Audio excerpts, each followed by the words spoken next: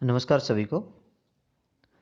ये हमारी second video है दी अर्थ इन द सोलर सिस्टम के अंदर। आप अपनी नोटबुक और पेन लेके बैठिए और इस वीडियो को आपको अच्छा लगे तो लाइक सब्सक्राइब जरूर करें। Let's start. हमने अभी तक कुछ चीज़ें डिस्कस कर ली थी और हम सोलर सिस्टम पे आ गए थे। सोलर सिस्टम को देखने से पहले हम एक इंस्ट्रक्शन का फैक्ट देख लेते हैं जिसको हम कुछ एडिशनल इंफॉर्मेशन है। Solar Sol in Roman mythology के अंदर ये वर्ड यूज किया जाता है जो कि सोल जो है वो सन गॉड के लिए यूज किया जाता है। Solar means related to sun, the family of the sun, therefore called the solar system. यानी कि जो सोलर सिस्टम है वो किससे रिलेटेड है? सन से रिलेटेड है। सन की जो फैमिली है उसको ही हम क्या कहते हैं? सोलर सिस्टम कहते हैं। Let's start. A solar system. The sun and the 8 planets, satellite, some other celestial bodies known as asteroid and meteoroid that we called solar system. From the solar system we often call the solar family, and sun is the head of this family. See this. See this. This is our 8 planet. इसका head जो है वो सूरज, यानी कि sun is the head of this family. इसके अंदर 8 planet है। मरकरी है, वेनस है, अर्थ है, मार्स, जुपिटर, सनेटर, यूरेनस में जून। और ये एक रिंग है जिसके अंदर बहुत सारे एस्ट्रॉइड एंड मेट्रॉइड्स जो है वो भी इंक्लूड करते हैं। इससे जो मिलकर बनी है उसको हम कहते हैं सोलर सिस्टम। एक सोलर सिस्टम के अंदर एक से ज़्यादा सूरज भी हो सकते हैं। हमारे जो सोलर सिस्टम है उसके अंदर ऐसा नहीं है। हमारे सोलर सिस्टम के अंदर 8 प्लेनेट हैं। कुछ स्मॉल प्लेनेट्स भी हैं, कुछ मेट्रोइड्स एंड एस्ट्रॉइड भी हैं। उनसे मिलकर जो बना है वो हमें सोलर सिस्टम कहलाता है। आप इसके अंदर भी देख सकते हैं कि ये जो है एस्ट्रॉइड बेल्ट है। इसके अंदर हमने अभी बताया था जो थोड़े छोटे डेब्रिज जो हैं वो बनी हुई है। तो नेक्स्ट स्टार्ट द सन। अब सन की हम बात करें तो अभी हमने बताया था sun is a star and made of a different type of gases. और ये कौन सी गैसेज है? Helium and hydrogen. ये दो गैसेज हैं जिसके बेस पे ये बना हुआ। लास्ट वीडियो में हमने आपसे एक क्वेश्चन पूछा था। Next, the sun is the centre of the solar system. बिल्कुल सेंटर में है, बाकी इसके चारों तरफ चक्कर लगा रहे हैं। नेक्स्ट क्या कहता है? सेंटर में है। It huge made of the extremely hot gases helium and hydrogen. It provide the pulling force the bind the solar system. और इसके अंदर इतना अट्रैक्शन है, जो इसकी ग्रेविटी है वो इतनी है, इतनी ज़्यादा फोर्स लगाती है कि ये सारे जो प्लेनेट है उसको बांधे हुए हैं। बिल्कुल बीच में है, इसके चारों तरफ चक्कर लगा रहे हैं। The sun ultimate source of heat and the light. पूरे सोलर सिस्टम को एक ही सन है जिससे हीट एंड लाइट मिलती रहती है। For the solar system but the tremendous heat is not felt so much because despite being our nearest star, it is far away from us. The sun about 150 million kilometre away from the earth. हमें ज़्यादा heat नहीं लगती है सूरज की। क्यों नहीं लगती है? क्योंकि ये हमसे काफ़ी दूर है। कितनी दूर है? 150 मिलियन किलोमीटर, बहुत ही दूर है। इसलिए हमें क्या है, यहाँ पे ना तो ज़्यादा हीट लगती है ना ज़्यादा कोल्ड लगता है। लेकिन जो सूरज है, मान लीजिए सन है, सन के पास सबसे नियरेस्ट जो प्लेनेट वो मरकरी है, तो मरकरी को बहुत ज़्यादा हीट मिलती है, तो यहाँ पे लाइफ सर्वाइव करने की कंडीशन नहीं है। तो ये प्लेनेट। अब करते हैं अब प्लेनेट की बारी। देर आज 8 प्लेनेट, 8 हमारे में है इन द सोलर सिस्टम में। In order of the distance from the sun they are Mercury, Venus, Earth, Mars, Jupiter, Saturn and Uranus, Neptune. और एक इसमें एक लाइन है जो बड़ी ही याद करने में कारगर रहती है कि अकॉर्डिंग टू सीक्वेंस में my very efficient mother just serve us in. इसको देखना कैसे हम इम्प्लीमेंट करते हैं। पढ़ा कि माई माई माई मदर, यानी कि my mother, my very efficient E mother just serve us nuts. तो हर वर्ड का जो फर्स्ट अल्फ़ाबेट है वो रिप्रेजेंट करता है हमारे इनको। जैसे my, M for Mercury, very, very means Venus, efficient यानी कि earth, mother Mars, just J for Jupiter, serve S for Saturn, and U us यानी कि यूरेनस, नट्स यानी कि नेपच्यून। तो ये कुछ हमारी ट्रिक है जिसके बेस पे हम इसको याद कर सकते हैं, तो ये हमें याद होनी चाहिए। और all the 8 planets of the solar system move around the sun in the fixed path. ये सन है और एक ये पाथ है, सारे एक ही उसमें घूमते रहते हैं अपना। और इसको जो फिक्स्ड जो पाथ है इसको हम क्या कहते हैं, ऑर्बिट्स। यानी कि जो सन है और सन के चारों तरफ जो एक फिक्स जो सन है, जैसे फॉर एग्जांपल हमारी अर्थ, हमारी प्यारी धरती, इसको देखिए, ये एक इनका यहाँ से इनके चारों तरफ ये क्या कर रही है, राउंड कर रहे हैं, इसके चक्कर लगा रही हैं। अब ये जो पाथ है ये फिक्स है, इससे आगे पीछे नहीं होती है, इसमें ही घूमती रहती है। तो ये जो वाला पाथ जो इसमें घूम रही है इसको हम बोलते हैं ऑर्बिट। ऐसे ही जितने और अदर 7 प्लेनेट है वो भी इसी तरह से सूरज जो सन है उसके चारों तरफ एक फिक्स पाथ में घूमते रहते हैं, उस पाथ को क्या कहते हैं, ऑर्बिट। यानी कि ऐसे ही मून भी है, मून भी हमारी अर्थ के चारों तरफ चक्कर लगा रहा है एक फिक्स पाथ में, तो वो क्या है, मून का ऑर्बिट है। लेकिन ये किसका है, अर्थ का है। ऐसे ही हर प्लेनेट का अपना एक ऑर्बिट होता है जिसको हम फिक्स्ड पाथ बोलते हैं और साथ में उसको बोलते हैं। Mercury is the nearest to the sun. अभी हमने पढ़ा था ना, my for M for Mercury, तो सबसे पास में सबसे ज़्यादा हीट भी इसको मिलती है। और अब जो जितने पास में होगा ना, मान लीजिए फॉर एग्जांपल ये सन है, मान लेते हैं ये सन है, अब इसके आसपास ये है। अब जो इसके पास होगा उसका छोटा ऑर्बिट होगा ना, और जितना छोटा ऑर्बिट होगा यानी कि वो जितनी ही जल्दी क्या करेगा, चक्कर को कंप्लीट कर लेगा। लेकिन जितनी दूर जाते जाएंगे हम, ऑर्बिट बड़ा होता जाएगा और उतना ही ज़्यादा हमारे चक्कर लगते जाएंगे और हमारा टाइम भी बढ़ता चला जाएगा। इसलिए मरकरी जो है ओनली 88 डेज में एक राउंड जो है कंप्लीट कर लेता है। आप मुझे बताइए कि अर्थ एक राउंड अपने ऑर्बिट में सन का जो एक राउंड है वो कितने दिन में कंप्लीट करती है, कमेंट बॉक्स में इसको बताइए। और विनस जो कि अर्थ के बाद में आता है, विनस, मरकरी और उसके बाद विनस। विनस जो है वो बिल्कुल अर्थ की जुड़वा बोला जाता है, अर्थ ट्विंस बोला जाता है, क्योंकि इसका साइज और शेप अगर देखें तो वो अर्थ की तरह बिल्कुल मैच करता है। एक जानकारी ले लेते हैं, जो जियो वर्ड है, ज्योग्राफी जिसको हम बोलते हैं, जियो का मतलब होता है अर्थ, रिलेटेड टू अर्थ। जो जी है वो रिप्रेजेंट करता है अर्थ, तो इसका मतलब क्या होता है, जैसे जियो, जी, जियो का मतलब जी का मतलब अर्थ। अब अर्थ के साथ अगर जियो के साथ हम लॉजी जोड़ देते हैं, स्टडी ऑफ अर्थ हो जाता है। अगर जियो के साथ हम मैट्री जोड़ देते हैं तो मेजरमेंट ऑफ अर्थ हो जाता है। अगर जियो ओडी बोल देते हैं तो हम क्या कहते हैं, शेप से रिलेटेड हो जाता है, ज्योग्राफी हम कहते हैं। तो इसकी जो ज्योग्राफिकल कंडीशन है उसकी स्टडी हम करना स्टार्ट कर देते हैं। तो ये आपको याद होना चाहिए, बड़े ही काम की चीज़ है, कभी भी आप पढ़ेंगे तो ये आपको पता होना चाहिए। Next, till recently August 2006 Pluto was considered a planet. हालांकि पहले जो था एक प्लूटो नाम से भी एक नेपच्यून के बाद जो है एक ग्रह मानते थे, लेकिन आफ्टर द एक डिसीजन, इंटरनेशनल एस्ट्रोनॉमिकल यूनियन ने एक डिसीजन लिया कि प्लूटो को हमने क्या कर दिया, ग्रह की कंडीशन से बाहर लगा दिया। देखिए फॉर एग्जांपल मैं आपको बता दूं कि कोई भी प्लेनेट होने के लिए कंडीशन होती है कि वो फुलफिल करता है तो ही वो क्या बन सकता है, ग्रह की कैटेगरी में डाला जा सकता है। प्लेनेट को कंडीशन करने के लिए कि भाई ये प्लेनेट है या नहीं है, क्योंकि बहुत सारी बॉडीज ऐसे तो घूमती रहती हैं, जो सेलेस्टियल बॉडी है बहुत सारी घूम रही है आकाश में, लेकिन कौन प्लेनेट हो ये आपके किसी भी किताब में नहीं मिलेगा, नोट डाउन कर लेना इसको।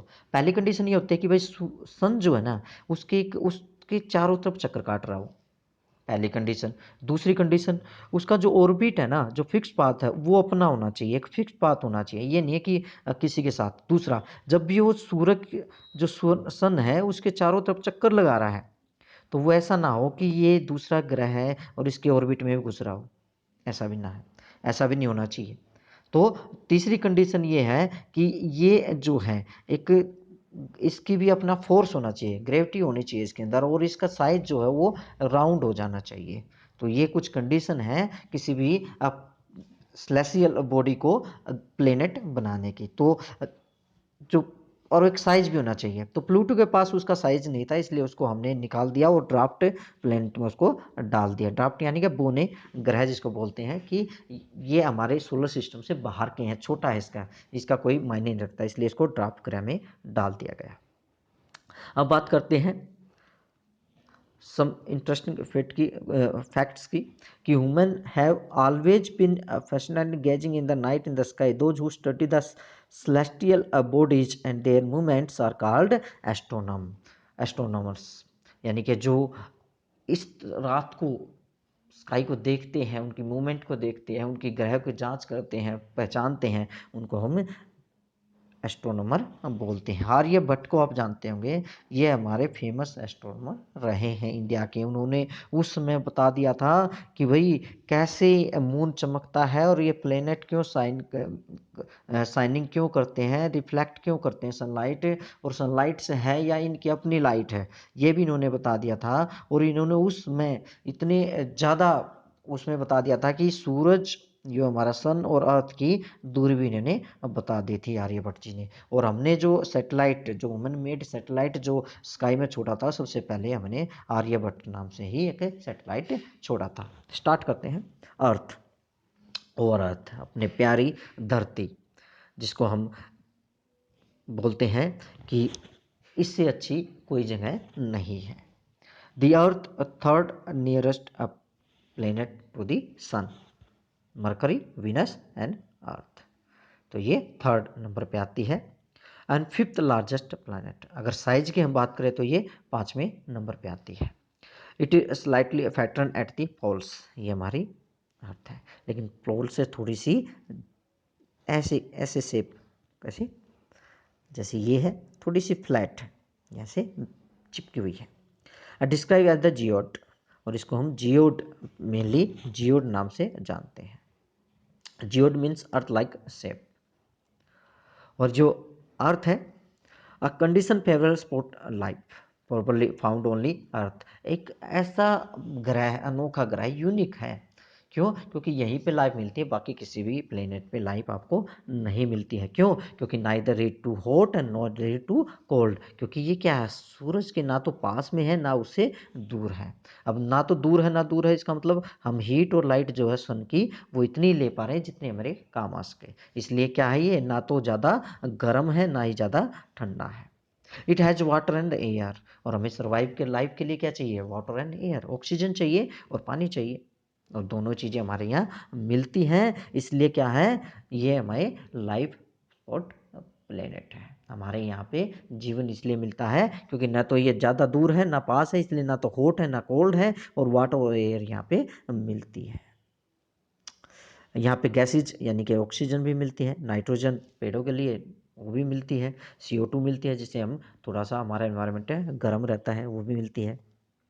तो ये कुछ रीजन्स हैं जिनके बेस पे हम कह सकते हैं earth is a unique planet in the solar system. Next, called a blue planet, और अर्थ को हम नीला ग्रह भी कहते हैं, ब्लू प्लेनेट भी कहते हैं। क्यों? The earth appears blue because 2/3 surface it covered by the water. हम स्काई में जाते हैं, स्काई से जब अर्थ को देखते हैं तो हमें नीली दिखाई देती है, ब्लू दिखाई देती है।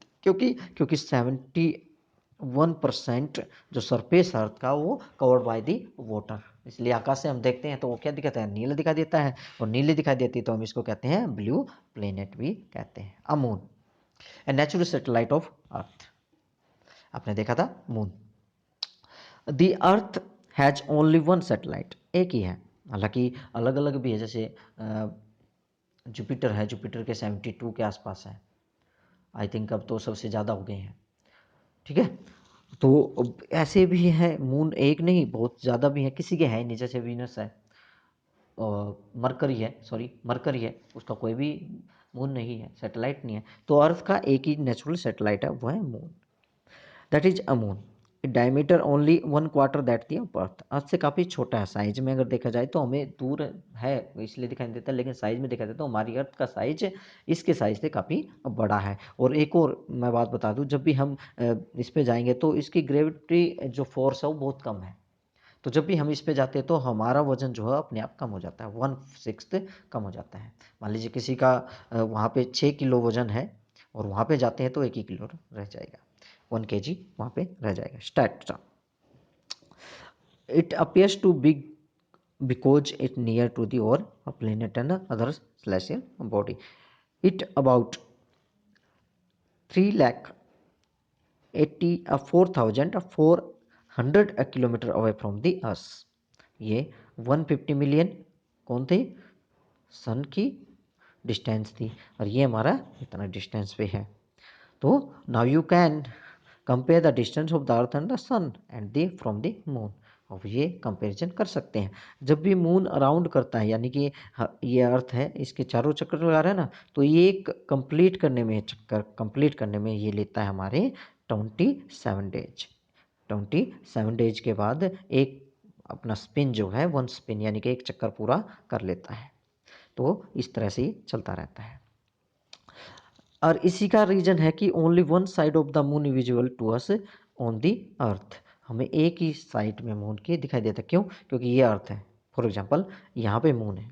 अब ये क्या कर रहा है, जब यहाँ पे पहुँचेगा तो उसी शेप में होगा, क्योंकि ये क्या कर रहा है, मून के साथ चल रहा है।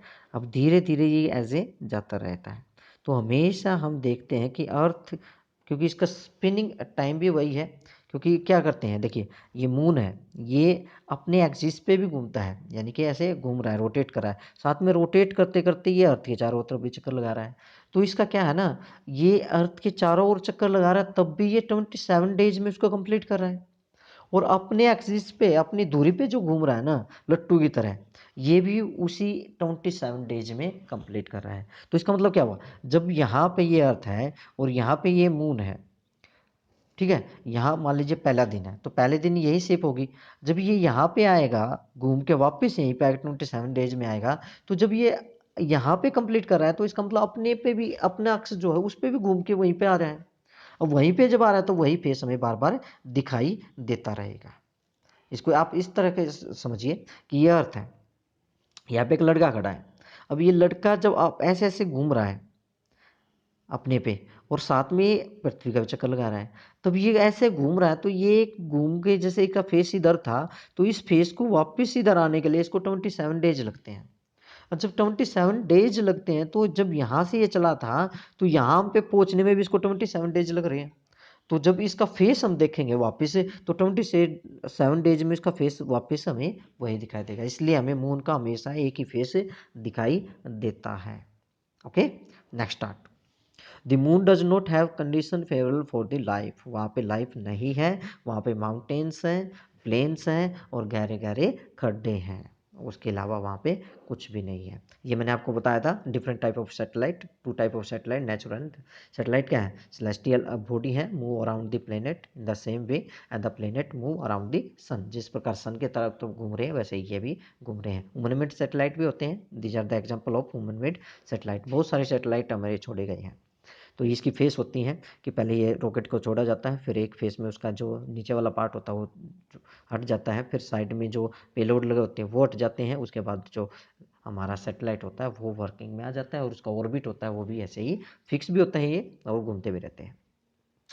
An artificial bodies, it is designed the scientists to the gather information about the universe on the for communication के लिए और यूनिवर्स के इंफॉर्मेशन के लिए इसको छोड़ा जाता है, वहाँ पे सेट किया जाता है। Carried a rocket and the plane the orbit around the Earth. Indian के कुछ सैटेलाइट्स हैं, जैसे इनसैट है, एजुसेट है। एजुसेट जो है एजुकेशन के लिए छोड़ा गया था, इनसैट छोड़ा गया था कम्युनिकेशन के लिए, नेविगेशन के लिए। Next start. अब आता है एस्ट्रॉइड। एस्ट्रॉइड क्या होते हैं, दो तरह के, दो होते हैं। एक होता है एस्ट्रॉइड, ये वाली, एक होता है मेटेरॉइड्स। अब देखिए क्या डिफरेंस होता है, स्मॉल सा डिफरेंस होता है इसमें। Apart from the stars, planet and satellite, ये कहीं ना कहीं पार्ट होते हैं हमारे स्टार, प्लेनेट और सैटेलाइट के, कुछ ना कुछ निकल के जाते हैं। These are the numerous tiny body, छोटे छोटे साइज में होते हैं, स्मॉल बॉडी होते हैं, which also move around the sun. These bodies are called asteroid. और ये भी क्या है हमारे, ये कहीं ना कहीं स्टार के, प्लेनेट्स के और सैटेलाइट के पार्ट है, इसलिए भी सन के चारों ओर चक्कर लगा रहे हैं। अब चक्कर लगाते लगाते ये चक्कर लगाते रहते हैं। इनका हालांकि फिक्स ऑर्बिट नहीं होता है, इनका पाथ फिक्स नहीं होता है, इसलिए ऑर्बिट नहीं होता है, ऐसे ही चलते रहते हैं। These bodies are called asteroid. They are found between the orbits of Mars and the Jupiter. और जुपिटर यानी कि मार्स अर्थ के बाद में जो, और जुपिटर के बीच में ही ये हमें मिलते हैं, एक बेल्ट मिलती है, उसे ही हम एस्ट्रॉइड बेल्ट कहते हैं। Scientists are of the view the asteroid are part of the planet which exploded many years ago. जब कहीं ना कहीं प्लैनेट्स बने होंगे उस समय ये टुकड़े उनसे बचे होंगे, इसलिए वो उनके चारों तरफ चक्कर लगा रहे हैं। मेट्रोइड्स, इनको अब बोलते हैं क्षुद्र ग्रह। Next, meteoroids the small pieces of rocks, चट्टानों के छोटे छोटे टुकड़े जो हैं वो ऐसे ही घूमते रहते हैं, उसको हम बोलते हैं मेट्रोइड्स अराउंड द सन। ये थोड़े साइज में बड़े होते हैं, वो छोटे होते हैं। Sometimes these meteoroids come near the earth and tend to be drop upon it. अब देखते हैं ना, आप कहते हैं कि अरे विश मांगिए तारा टूट गया, तारा टूट गया, वो तारा नहीं टूट रहा होता है, तारा कभी नहीं टूटता है। ये वही मेट्रोइड्स होते हैं जो अर्थ के पास आने ऑर्बिट में घुस जाते हैं, और जैसे ही हमारे एनवायरनमेंट में घुसते हैं तो फ्रिक्शन के कारण वो बर्न हो जाते हैं, और उसे बर्न को हम क्या कहते हैं कि तारा टूट गया। During the process due to frictions with the air they get heated up and burn, वो गर्म हो जाते हैं और उसके बाद जल जाते हैं। बिकॉज ये फ्लैश ऑफ लाइट, उस फ्लैश ऑफ लाइट्स को हम कहते हैं तारा टूट गया, विश मांग लीजिए। Sometimes a matters without being completely burned falls on the earth and create a hollow, और कई बार ये पूरी तरह से नहीं जल पाती और अर्थ पे आके टकरा जाती हैं, और टकराने के बाद यहाँ पे गहरा खड्डा कर लेते हैं। बहुत सारी झीलें जो है ना, हमारी झील जो मिलती हैं, बहुत सारी खड्डे कैरेटर्स और झीलें इसी तरह मेट्रोइड्स की बनी हुई होती हैं। डू यू, अब उसके बाद आप देखिए, आपको बहुत सारी जब रात को देखेंगे तो बहुत सारे गुच्छे टाइप के आपको दिखाई देंगे। Do you see a whitish board band like a white glowing path across the sky, not a clear starry night, it is a cluster of million of stars. ऐसे आपको एक पूरी पूरी तरह से स्टार नहीं दिखाई देंगे, लेकिन ऐसे दिखाई देंगे एक पाथ वाइट वाइट। ये क्या है, ये हमसे बहुत लाखों दूर, बहुत दूर हमसे, और वहाँ पे ये क्लस्टर्स हैं मिलियंस ऑफ स्टार का, बहुत सारे स्टार ही स्टार भरे पड़े हैं। ये तो हमारे आसपास है इसलिए अलग दिखते हैं, लेकिन ये क्या है, बहुत दूर है, और क्लस्टर है, मतलब ग्रुप बना हुआ है लाखों अरबों जो स्टार्स हैं उनका। दी अ बैंड, और इसको हम क्या बोलते हैं, this band is a Milky Way, इसको बोलते हैं मिल्की वे, और solar system is a part of this galaxy. इस मिल्की वे जो गैलेक्सी है इसका ही हमारा सोलर सिस्टम ऐसा पार्ट है। एक मिल्की वे में बहुत सारे सोलर सिस्टम हो सकते हैं, हम तो एक छोटा सोलर सिस्टम है, पता नहीं कितने सोलर सिस्टम है हमारी मिल्की वे में। The ancient time the imagine to the river of light flowing in the sky, और इसको हम पुराने समय में कहते थे एक नदी, एक रिवर है भाई ये जो आकाश में जा रही है, इसको हम इसलिए क्या बोलते थे, Akash Ganga. Thus named is Akash Ganga. Galaxy is a whole systems of billions of star and clouds of dust and gases. जो गैलेक्सी है वो क्या है, बहुत बड़ा सिस्टम है जिसके अंदर बहुत सारे stars, clouds and dust and gases भरी हुई हैं, और उसको हम बोलते हैं गैलेक्सी। इस गैलेक्सी को हम पहले पुराने समय में कह देते थे आकाश में गंगा जा रही है, इसलिए हमको आकाश गंगा भी बोल देते हैं। There are million of such galaxies. देखिए पहले आया सोलर सिस्टम, ठीक है, अब पहले आया सन और प्लेनेट ने बनाया सोलर सिस्टम, ठीक है जी। अब सोलर सिस्टम, बहुत सारे सोलर सिस्टम बन के बन गई गैलेक्सी। अब बहुत सारी गैलेक्सी जब मिला देंगे ना हम, तो उसको बन जाएगा यूनिवर्स। क्या बन जाएगा, यूनिवर्स। क्या कहता है, these are million of such galaxy that make universe, ब्रह्मांड कहते हैं ना, ब्रह्मांड। It is difficult to imagine how big the universe is. The scientists are still trying to find out more and more about it. We are not certain about its size, but we know that all of us, you and I, belong to this universe. आज तक हमें पता नहीं चला ये universe कितना बड़ा है और कितना बड़ा हो सकता है। ये कितना बड़ा हो सकता है आज तक किसी को बता देगी। ये है गैलेक्सी, ये एक गैलेक्सी है, और इसमें एक हमारा ये सोलर सिस्टम है छोटा सा, इसमें पता नहीं कितने सोलर सिस्टम ये दिखाई दे रहे हैं ना, ये बहुत सारे सोलर सिस्टम है, और ये एक गैलेक्सी है। ये जो फ़ोटो आपको दिखाया जा रहा है ना, ये एक गैलेक्सी का फ़ोटो है। ऐसी पता नहीं यूनिवर्स में कितनी गैलेक्सियाँ हैं। मिलियंस ऑफ स्टार से मिलके एक गैलेक्सी बनती है, और इन गैलेक्सियों में पता नहीं कितने सोलर सिस्टम है हमारे जैसे, और इन सोलर सिस्टम से मिलकर गैलेक्सी बनती है। गैलेक्सी से इतनी ऐसी ऐसी बहुत सारी गैलेक्सियों को मिला दें तो यूनिवर्स बन जाता है, और इस गैलेक्सी में छोटा सा हमारा ये एक सन है। ऐसे पता नहीं कितने सन समाये हुए हैं यहाँ पे, हमसे लाखों करोड़ों दूरी पे हैं, इसलिए हमें इनको महसूस नहीं कर पाते हैं। लेकिन सच्चाई यही है कि ऐसी जो गैलेक्सियाँ हैं, ऐसी गैलेक्सियाँ मिलके ही यूनिवर्स बनाती है, और आज तक हमें इसका कोई पता नहीं चल पाया। ये आपका चैप्टर यहीं पे कंप्लीट होता है, और कोई भी क्वेरी है तो आप प्लीज़ कमेंट बॉक्स में उसको लिख सकते हैं, और इसको लाइक सब्सक्राइब करना ना भूलें। धन्यवाद, थैंक यू।